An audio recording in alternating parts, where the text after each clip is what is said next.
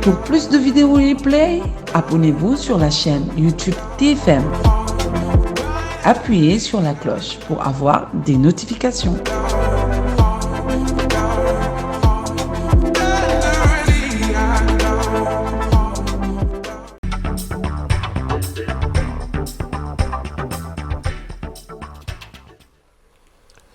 jërë ngeen jëf merci d'être avec nous chers internautes ak téléspectateurs yi heure bu baax bi gannaaw journal bi leen Cheikh Diop wala ak ànd ceeg rédaction bu télévision Futurs Médias doon proposé saa su ne ñun 13h30 ma ñëw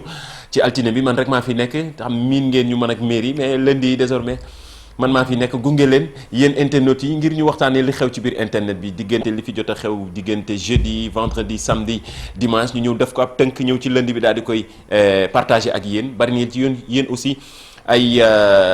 proposition yoo xam ne def ngeen ko ak hashtag bi di sunu net muy Facebook Twitter wala Instagram di leen jaajëfal yéen internautes yi di xaar ni mairie suba lañ ko nar a retrouver comme tous les mardis à partir de mardi moom mu ñëw mercredi ak jeudi di leen jaajëfal tey nag mooy lundi 25 janvier 2021 mi ngi noonu at 2021 comme ni ko gars yi di waxee ci réseaux sociaux yi yaa ngi mel ni fi mu ne nii 2020 ba tey li ñu njortoon ci 2020 jafe-jafe yi nga xam ñu ngi ko doon dund ñi ngi doon yaakaar ni 2021 dina tane peut-être ñi ngi doog a commencé rek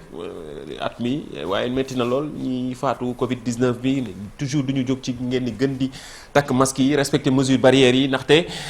voilà gis ngeen Covid bi mi ngi gën di yokk saa su ne en plus li ci gën a doy waar mooy cas grave yi di gën di yokk et puis ñi ci ñàkk seen bakken di jaale encore une fois ñi nga xamante ni ñoo ci am parent boo xamante ni ñàkk na bakkanam ci Covid bi yàlla musal ñu ñi nga xam ñi ngi ci ba tey di daw dañuy protéger mag ñi duñu jóg ci di ko wax duñu mucc ci di ko wax ndaxte yëf yi dafay gën di compliqué saa su ne tey nag wax naa ko sànq date bu am solo la fii ci Sénégal ci ay lëmbëg histoire loolu dafa ànd ak li nga xamante ni mooy émission bi li xew ci biir internet bi saa su ne dañ leen defal ay rappel ci bis ni tey 25 janvier 1980 Sénégal amoon tiis waaw kilifa gu mag génnoon fi mu tombé woon nag bis ni tey di El Hadj Thierno Seydou Nourou Tall bis ni tey la génnoon àddina ci atum 1980 25 janvier la woon ci atum 1980 Seydou Nourou Tall nag nekkoon kilifa diine gu mat koo xamante ni fii ci famille Tall mu ne El Hadj Seydou Nourou Tall fii ci Ndakaaru mais surtout relation bi nga xam ne amoon na ko ak kilifa diine yi mais relation yi nga xamante ni amoon na ko liggéey bu am solo bi mu doon def ci jamono yi nga xamante ni Sénégal mi ngi nekkoon mën nañu wax jeune état wala avant indépendance ba léegi ni ñu ko mën a construire jàppoon na ci liggéey bi bu baax a baax moom El Hadj Seydou Nourou Tall génnoon àddina bis ni tey. rappel la comme ni ñu koy defee ci Facebook yeeg Twitter yi gis nañ ni tey internautes yu bari xëyee nañ ci di fàttaliku ki nga xamante ni mooy El Hadj Thierno Seydou Nourou Tall génn àddina bis ni tey le 25 janvier 1980 moom mi ngi juddu benn ci atum 1874 la gane si àddina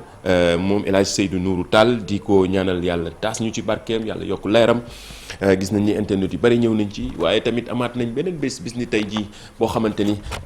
Sénégal du ko fàtte koo xamante ni tamit bokkaat na ci histoire u Sénégal bis ni tey moom tamit la génnoon àddina di un 25 janvier 2009 moom ki nga xamante ni mooy Mamadou Dia juddu ci 18 juillet 1910 ca Xombal nekkoon fi koo xamante ni kenn dootu ko présenté ñëwoon nañ fi ak rubrique bii di kii kan la ñëwoon wax jaar-jaaram moom Mamadou Dia bokk ci ñi nga xamante ne bu ñuy lim Sénégal dañ ko ciy lim ci liggéey bu nga xam ne def na ko mais surtout taxawaay bu am solo ci ni ñuy defaree suñu réew mi ci mbirum ak histoire moom Mamadou Dia nekkoon conseil du Sénégal loolu ci avant indépendance moom d'ailleurs moom moo programmé woon indépendance ci 20 août 1960 bi ñu jógee ci fédération du Mali loolu moom Mamadou Dia nekk koo xam ne kenn dootu ko fàtte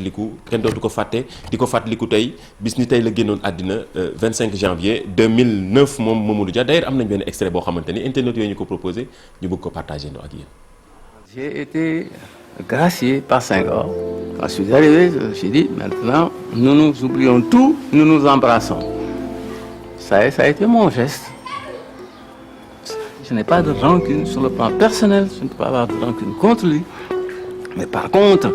quand je vois ce qui s'est passé, ce que le Sénégal est devenu, après, à la suite, n'est-ce pas, de ces événements-là de 62, rien que pour des questions de pouvoir parce que pour lui, il s'agit tout simplement de prendre le pouvoir personnel, régner, n'est-ce pas, de façon personnelle, ce machin sur le Sénégal, pour en arriver là, et toutes les conséquences, n'est-ce pas, que cela a eu. sur le plan de l'évolution de notre pays, alors que nous étions si bien partis. Nous étions un exemple qui aurait pu faire tache d'huile à travers toute l'Afrique. Et peut-être que cet exemple-là aurait évité à l'Afrique tout ce qui est arrivé aujourd'hui. Nos nouvelles dépendances. Tout cela, je dis ça aurait pu être évité. Quand j'ai été... Voilà.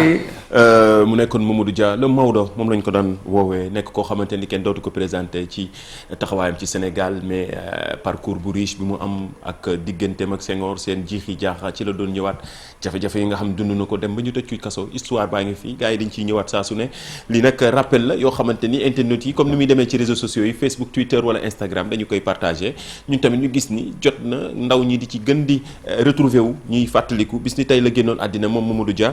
25 janvier 2009 di ñaan yàlla suuf woyof ci kawam yàlla ka xaari ko àjjana comme ki nga xamante ni tamit suñu kilifa diine la El Hadj Seydou Nourou Tall bis ni tey la génnoon àddina 25 janvier 1980 loolu baax na am na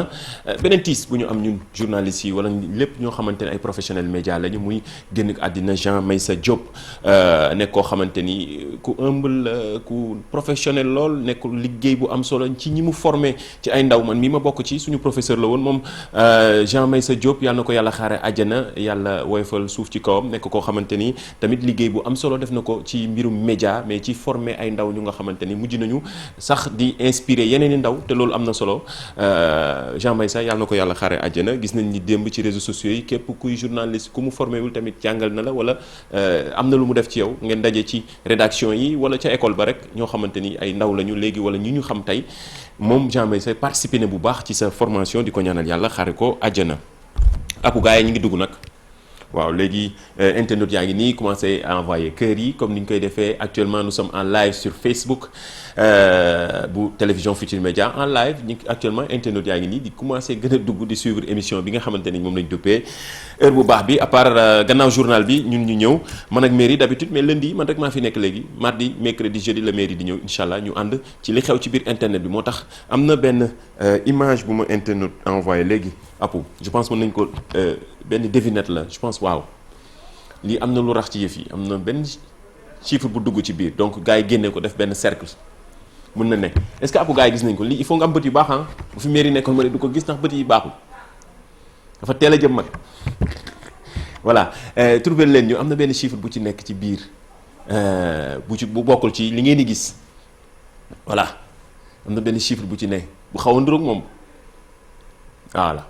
ngeen def hashtag bi sunu net Facebook Twitter wala Instagram lii benn internet moo ñu ko envoyé en temps réel wax naa ko da ngeen bokk ci émission bi hashtag bi sunu net la muy Facebook di Twitter wala Instagram actuellement ñi ngi en live sur YouTube boo demee YouTube def /TFM ngeen ñu mën a suivre wala bu émission bi jeexee ngeen seetaanaat replay yi surtout lu am solo yi nga xam ne dañ koy partagé ci biir émission bi mu leen di jariñ di ñu jariñ ñun ñi ndaxte internet fi mu toll ñëppay jàng léegi chaque jour ñëppay gis le benn yëf ci réseaux sociaux yi wala ci internet bi nga laajte man mii ci laa dëkk yéen internet yi ci ngeen dëkk waaw parfois ñu juum nag partagé loo xamante ne waruñu ko partagé waaye ñun tamit ñi ngi fi li xew ci biir internet bi di leen expliquer naka ngeen di def bay xàmmee bu baax xibaar yu wér yi naka ngeen di def bay doo leen xàmmee fake news yi balaa ngeen a partagé dara du ñu jóg ci di ko wax na ngeen xam bu baax li ngeen di partagé parce que ñu leen di suivre am na ñoo xam ne duñ ci comprendre dañuy yaakaar ne li ñuy gis ci internet bi wala ci réseaux sociaux yi dëgg la bu njëkk ba dañ naan wax naan foo ko déggee ñu ne la ci rajo bi dañuy yaakaar ne lépp lu ñu déggoon ci rajo bi dëgg la léegi nag da ngay dégg rek léegi sama ñoom yaay ci face bi laa ko gisee wala ci réseaux sociaux yi laa ko gisee lépp lu ñu gis ci réseaux sociaux yi wala ci internet bi dañuy yaakaar ne dëgg la te pourtant du noonu bari na ci yoo xamante ne ay fake news la maanaam du ay information yu wér ñun tamit suñu rôle la ñu leen di gën di xamale ngeen ràññee bu baax yan information moo wérul ak yan ñoo wér comme ci week-end bi am na ab information boo xam ne ñëpp ko partagé ci groupe WhatsApp yi appelé wan leen ko ñu gis ko ñëpp doon partagé lii ku ne naan lii la suba ci altine bi ak fi jamono toll mbirum Covid 19 information boo xam ne day tourner autour de la Covid dañuy yaakaar ne dëgg la surtout ci ay mesures jamono yi nga xam ne Dakar ak Thiès fii ci Sénégal dañ leen yóbbu couvre-feu ñu yaakaar ne couvre-feu bi ñu ngi ko jàpp ni talaata bi la war a jeex donc avant talaata bi ñu yaakaar ne gouvernement bi dina génnee ay ndogal yu bees yii nag. ñu def graffiti bi génnee ko daal di koy partagé ci réseaux sociaux yi pourtant bi ñu gëstoo bu baax xam nañ ni lii du Sénégal information bu wér la nag mais luy xewee ci beneen dëkk bu ci mel ni Gabon moo tax seen site d'information wala médias yi ñoo ko doon partagé te léegi internet comme que amul frontière lii information bi ñuy partagé Gabon mel ñun ñii dañ koy gis en temps réel amul frontière comme ni dëkk yi mel ñu naan fii Gabon la fii ñoom nag ñoo waroon préciser bu baax que ni fii information Gabon waaye loolu amu ci seen image yi ngeen di gis benn média gabonais moo ko partagé sur Twitter ñëpp jël ko nag dugal ko ci groupe WhatsApp yi ba ñu yaakaar ne fii Sénégal la man sama bopp jot naa ñu ci nekk naan ñu lii ba xam na wér na donte ñeeñu ñoo di leen jaajëfal du xibaar boo lay jot rek balaa ngeen a partagé laajte leen ba xam na li wér na lii nag pour mu leer du Sénégal mesures yi du mesure yoo xamante ni suñu gouvernement moo ko jël d'habitude bu dee Sénégal dina am communiqué xam nga télévision yi ñëw ci balaa saa réseaux sociaux yi nañ ci ñëw mais toujours dinañ préciser source yi que ni diw ak diw ñoo ko wax ñoo xamante ni ay voix autorisées lañu mais lii boo gisee image bi rafet na lool nag waaye lii concerné wu Sénégal ca Gabon la ñoom ay mesures yu ñu jël ci situation bi nga xamante ni moom la ñëpp di dund dëkk yëpp a koy dund muy mbirum Covid 19 bi. ñoom ñu jël seen ay mesures yoo xamante ni à partir de tey ci altine bi la fas yéene nekk en vigueur foofu ca Gabon loolu nag concerné wuñu ñun ñu ngi xaar en attendant suñuy autorité suba peut-être ñu wax ñu ci mbirum couvre-feu Dakar ak Thiès nga xamante ni actuellement diggante ñi ngi dugg ci 2 semaines yoo xamante ni ñi ngi ci couvre-feu loolu baax na leneen li am na beneen affaire boo xamante ni gis nañ ni ñëpp ko dund ci week-end bi mooy Facebook bi nga xamante ni da doon bëggee je pense ñooñu gis nañ ko ci réseaux sociaux yi waaw Facebook ñëpp ñu amoon nañu jafe-jafe bu dul kenn wala ñetti nit yoo laajtee ñaar dinañ la wala kenn dinañ la man amoon naa jafe-jafe dugg ci Facebook ci réseaux sociaux yi ci week-end bi te loolu laaloon na ñu bare ñun dinañ ci ñëw nag ak experts yi ñu expliquer ñu waaye rien de grave c'est juste ay session annuelle boo xamante ni Facebook tàmm na di ko def at mu ne di jéem a defaraat comme ni ñu koy def seen session yi di xoolaat ñi nga xamante ni dañuy connecté wu ci Facebook mobile maanaam seen smartphone la ñuy yor di ci connecté wu seen session annuelle yi ñoo jeexoon dafa expiré woon ñu ko doon maanaam defaraat loolu moo taxoon parfois nga toog benn 3 heures de temps wala 2 heures de temps ñu ci bari guddi gi la leen gën a sonal yoo xamante ne mënuñu dugg ci Facebook d'habitude dafa mel ni woon sax comme image boobu ngeen di gis ñi doon connecté wu ci seen Facebook mobile waxuma ñi nekk ci machine yi mais ñi doon connecté wu ci Facebook mobile loolu nag dinañ ci ànd ak benn borom xam-xam mu ñëw expliquer ñu ci gën ñu ci yee waaw ndaxte léegi moom bu Facebook bëggee day mel ni sa compte banque bu bloqué internet moo ni toll ak fi jamono toll la loolu moo tax ba yenn yi bu xewee rek dalay jaaxal waaye ñun tamit ñi ngi fi li xew ci biir internet bi di leen gën di expliquer ngeen di comprendre situation bu nekk lan moo ko waral wala lan moo ko indi internet yaa ngi réagir nag hashtag bi sunu net la muy Facebook Twitter wala Instagram actuellement ñi ngi réagir Abdoulaye dafa mel ni gars dañu bëgg a gisaat quiz bi li ñu leen posé question boobu noonu daanu devinette la ñu mën a comprendre ban chiffre moo nekk ci biir boo xam ne mën ngeen ko def hashtag bi sunu net ngeen xam ngeen ni ngeen ni defee benn cercle bu ndaw en rouge wala beneen couleur wan ñu ne lii la mën na nekk hashtag bi ngeen envoyé ñu ko suba peut-être ak mairie ñu partagé ko wax sax diw ak diw ñoo ko envoyé comme ni ñu koy defee ci yeneen rubrique yi surtout rubrique bi nga xamante ni la ñu duppee kii kan la wala lii lan la loolu am na solo buñ ci paree information yi ci réseaux sociaux yi ci week-end bi bari na maa ngi koy wax gëj nañ fi ndaxte diggante jeudi vendredi samedi dimanche ba lundi dafay gudd lool ci boo connecté woo internet lii nag lu am solo la loo xamante ni semaine dernière ñu ngi ci doon ñëw ak Omar Sy visite mi nga xam ne mi ngi ko def na ko fii ci Sénégal di daje bi mu daje ak président Macky Sall ak titre filmam bu am solo boobu di Arsène Lupin nga xam ni buzz la nekk ci plateforme yëpp actuellement jiite ko mu ñëw daje ak Youssou Ndour ci week-end bi ñu partagé ko ci réseaux sociaux yi Omar Sy tweeté na ko Youssou Ndour ci boppam tweeté na ko ñëpp doon ko partagé ñëpp di félicité ñaari légende yi mën nañu leen wax noonu ku ci nekk ci sa domaine ci mbirum cinéma kii ci mbirum musique ay référence lañu ñoo xamante ni Afrique dañu war a inspiré wu ci ñoom képp kuy ndaw war na gën a mën a inspiré wu ci ñaar ñi image boo xamante ni image bu am solo la ñu koy partagé ci week-end bi ci réseaux sociaux yi ci kii di Omar Sy ñëwoon fi gisanteeg président Macky Sall ñëwoon nañ ci ak tweet yi nga xam ne partagé nañ ko internautes yi polémique bu ndaw bu mu créé li tax Omar Sy sol lii lu tax waru ko woon sol ñenn ñi d'accord ñenn ñi ne non garaawul Omar Sy suñu fierté la loolu ñëwoon nañ ci jeudi dernier mais ci week-end bi actualité bi mu def muy daje bi mu daje ak Youssou Ndour nekk na kon loo xamante ni internautes yi partagé nañ te bég nañ ci loolu di Omar Sy en tout cas encore une fois di ko féliciter di ko encourager encore ci liggéey bu am solo bi muy def mais surtout ni muy représenté Sénégal ci suñu fierté la bu ñu nee Arsène Lupin boo xale dëkk Sénégal yi Bakel wala am na beneen dëkk bu ñuy wax ci biir film bi kontaan nañ ci sénégalais di ci gisante seen bopp loolu day wane ni identité bi nga xamante ni moom la yor daw ci benn yoon da koy fierté la te loolu am na solo Omar Sy di ko féliciter encore une fois di ko encourager tweeté na ko Youssou Ndour ci boppam tweeté na ko ñu partagé ko ci réseaux sociaux yi bokk na ci li xew ci biir internet bi leneen li mooy mbirum Diary Sow du ñu jóg ci di ko wax waaye ci week-end bi dafa mujj tëj wax ji ndaxte ab tweet yoo xamante ni ak ministre de l'éducation ki fi nekkoon ministre de l'éducation nationale ci ay temps moom pareem Serigne Mbaye Thiam mi nga xamante ni aussi ñëw na ci ak ay tweet yoo xam ni joxe ci ay information yoo xamante ni ñëpp partagé ko léegi ñu xam ni Diary Sow mi ngi ci jàmm donc loolu moo ñu gënoon ñor moo inquiété woon sénégalais yi ba mu jur fi ay seet ak lu ne dugg ci mbirum Diary Sow ba boo nee Diary fi mu ne nii réseaux sociaux yi nag toj na ci week-end bi ñëpp naan Diary ak indil Diary jàppal Diary waaw mais finalement comme que mi ngi ci jàmm daal leneen li ci topp yëpp duñ ci détaillé duñu dugg ci biir internet yi ñëw nañ ci li ñu ci war a wax yëpp internet yi wax nañ ci xanaa ñeneen ñi nga xamante ne internet yi ba tey dañuy laaj ñii lan la ñuy wax waa koñ ba apu say mu ñëw rek disparaît ko kooku enlevé ko kooku moom góor la ku ko jël su ko génnewul nii góor moo ko jël su ko génnewul du baasi moom de maa ngi si kaw moom depuis man départ na Mali ba nii balaa ma jóge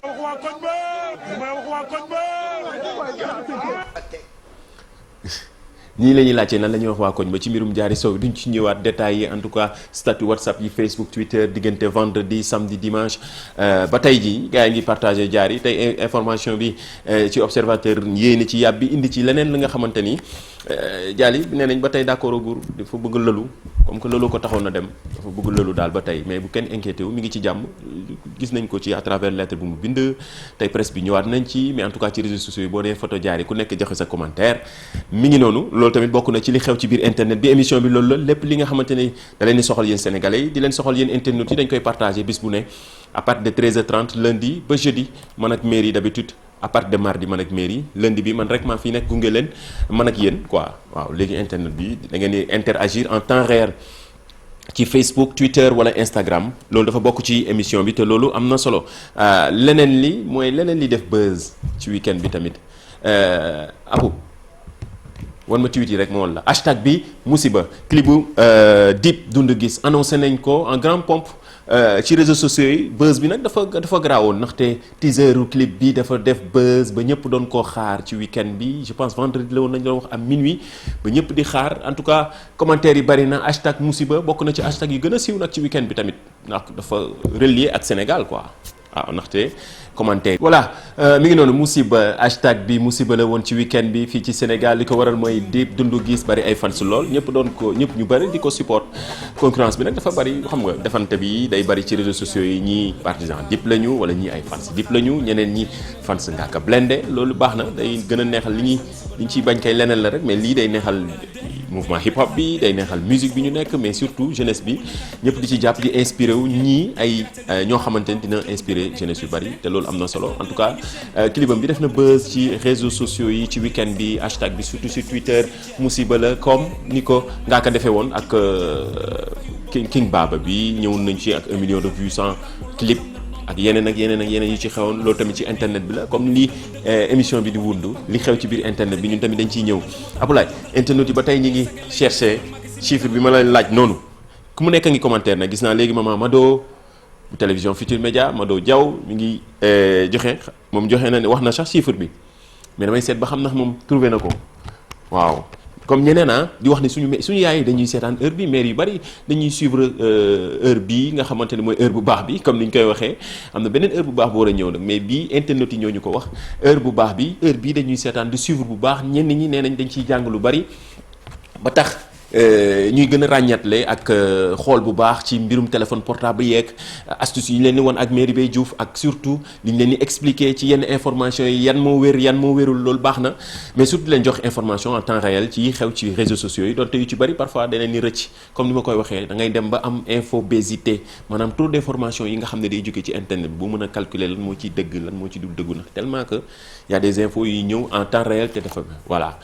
lii am na solo internet di continuer leen réagir hashtag bi sunu net la maa ngi xool téléphone portable bi gars yi ngi joxe ay chiffres ñii nee nañ 9 ñii nee nañ 7 app yow la wax ñii nee nañ app yi sa bët yi baaxul gis naa gars yi peut-être damay bàyyi ba suba wanaat leen ko pour une dernière fois le meilleur pour la fin ñu ñëw ci kii kan la wala lii lan la ki ko sponsorisé di Jili CSB nekk rond-point cité kër góor gi wanaat leen affaire bi suba man ak mairie ñu ñëw décortiquer ko waaw loolu baax na wanaat leen chiffres yi ba tey nag ñii ma gisuma daal internet yi réagir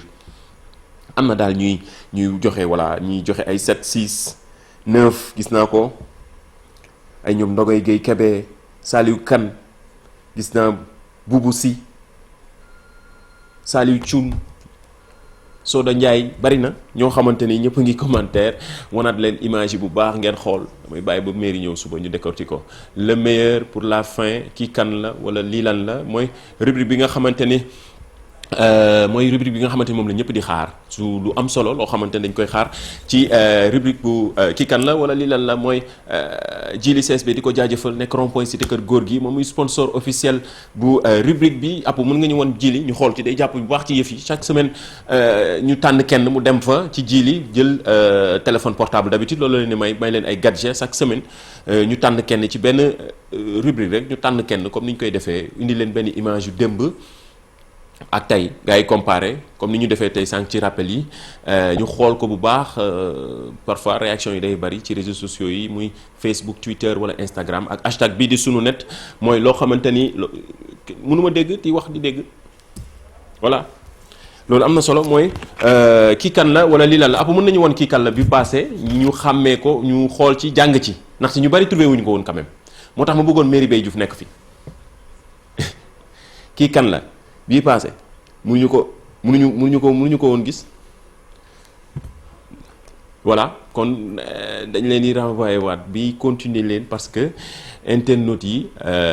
ñoo demandé waat kii kan la mais mën ngeen ko wonaat du ma joxe benn réponse damay leen bàyyi ñuy réagir hashtag bi sunu net la Facebook Twitter wala Instagram am na photo bu ñu fi bàyyi woon ba passé bëgguma jox tur bi ndax dafa jafe mais gis naa ñenn ñi nga xamante ni peut-être suba mën nañ ci choisir kenn mu dem ci Jili nekk rond-point cité kër góor gi mu dem jëli loowam suba mën nañ ko ci bàyyi koo xamante ni indi woon nañ ko ci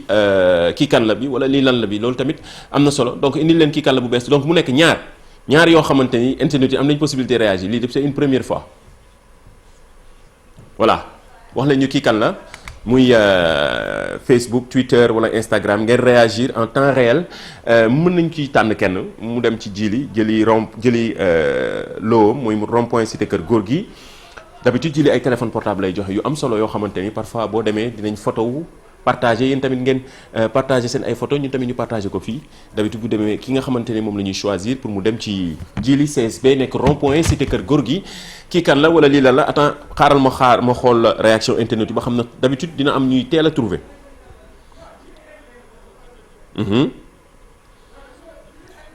kii kan la wala lii lan la d'habitude dina am ñu teel a trouver ñoo xamante ne internet yi dañuy xarañ dañuy teel a day am réactivité quoi voilà gars yi dañuy boo dugalee photo bi rek dañu lay teel a wax ne la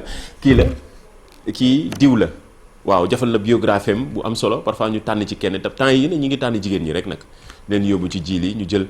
seen ay lo nekk rond-point cité kër góor gi muy Jili CSB ngeen mën fa am ay matériel électronique ay téléphone portable mën nga fa am yeneen ak yeneen am na yeneen boutique sax yu nekk ci yeneen i lieu moom Jili moom di ko jaajëfal ci ni mu ñu joxee confiance ci émission bi nga xam ne moom lañu juppee li xew ci biir internet mu bari lool internet yu réagir en temps réel actuellement ñi ngi en live sur Facebook hashtag bi sunu net la muy Facebook Twitter wala Instagram surtout ci question yi nga xam ne dañ koy posé te indi naa chiffre bi nga xam ne mooy am na benn chiffre bu ci dugg bu ci bokkul gis naa internet yi di réagir loolu baax na kii kan la bi apulaay wanaat leen ko suba ñu joxaat leen réponse ñaari réponse kii kan la yi bii ak bële voilà wanaat leen kii kan la bi ñu xàmmee voilà xool bu baax hashtag bi sunu net la muy Facebook Twitter wala Instagram ngeen réagir mooy seule émission boo xam ne am na avant la pendant ak après suba ñu ñëwaat ci beneen numéro boo xamante ni dinañ ci ñëw ànd ceeg Merry Beye Diouf ngir ñu yaatal li xew ci biir internet bi jox leen dig daje ba suba incha allah. xoolal midi nga judd midi 2 midi 3 toqantal bi ñëw midi 5 sa yaay def nii weenam tëgal ko jox la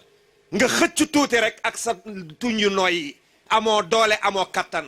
bi nga nee cas meew génn yaa bënn ween wi ku la ëpp doole maccoon na ko ay weer. ah loolu na buwul dama ne am na ku la gënoon a doon ponkal daan ci fanaan ba bët set